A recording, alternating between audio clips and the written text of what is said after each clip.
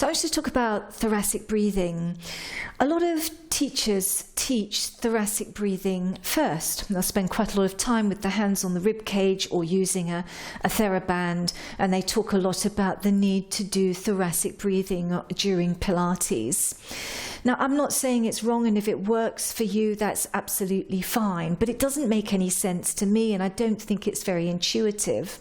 So thoracic breathing is used in Pilates because we need to maintain a core contraction. And so you can't do deep belly breathing if you're trying to pull your belly back the whole time.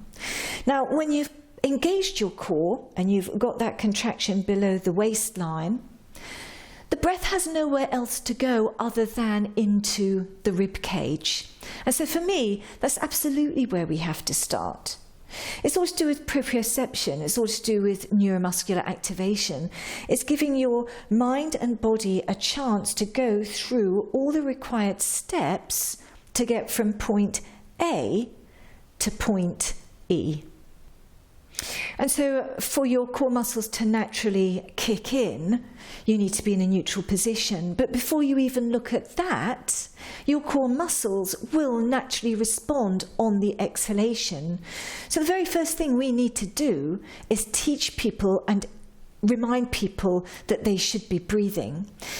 You can do this sitting, standing, any way you like. I prefer to do it myself lying on the floor. And so you want them breathing, so the belly is going to rise as they inhale. And then as they exhale, quite forcefully,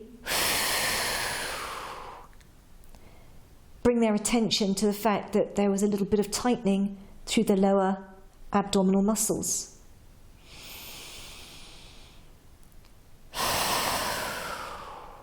And then ask them to hold the core muscles.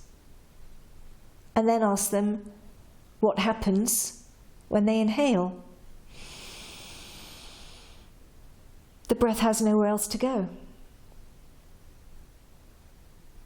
So if you're a practitioner, especially if you're practicing at home by yourself, or you're a fairly new instructor perhaps, and you're finding it difficult to get your clients to understand that concept of thoracic breathing, getting the neutral position, engaging the core, just try doing it that way. Start with the breath, a nice full breath. Try to get them to feel the natural core contraction, because the breath is really going to help with that.